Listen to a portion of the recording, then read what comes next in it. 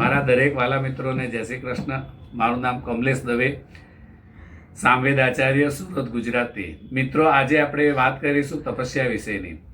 તો તપસ્યા એટલે કે તપ. તપ વસ્તુ શું છે? તો આપણે એક જ જગ્યા ઉપર બેસી અને ભગવાનના જાપ કરીએ તો એને તપ કહેવાય છે. પછી આંખો બંધ કરી અને ભગવાનની અંદર આપણે સમાઈ જવાનું હોય છે. એટલા માટે કે ભગવાન અને આપણા સિવાય બાજુમાં શું થાય છે એનું પણ બિલકુલ આપણને જાણ હોવી જોઈએ નહીં.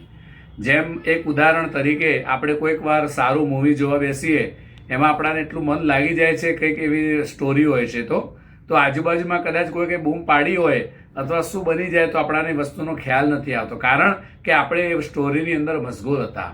તો એવી રીતે એક જગ્યા પર બેસી અને આપણે ભગવાનની અંદર આંખો બંધ કરી અને ભગવાનની તપસ્યા કરી, એટલે કે ભગવાનના જાપ કરીએ તો ભગવાન આ તપથી જરૂર આપણાને ફળ સારું આપે છે. પહેલાંના ઋષિમુનિઓ તમને ખબર જ હશે કે પહેલાંના જે ઋષિમુનિઓ હતા એ કેટલાય વર્ષો સુધી બેઠા બેઠા ભગવાનનું તપ કરતા અને ત્યારે ભગવાન એમની ઉપર પ્રસન્ન થતા.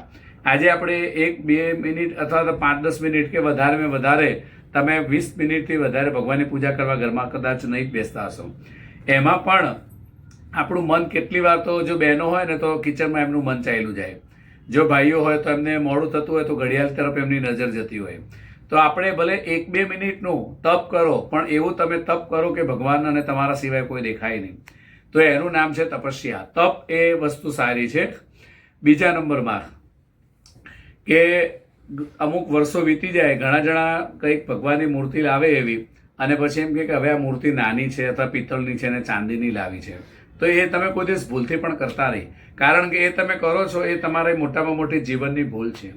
મૂર્તિ આપણે જ્યારે પણ ભગવાનની લાવવાની ઈચ્છા હોય તો એ સમયે નક્કી કરી લો કે મારે કેવી મૂર્તિ લાવવી છે.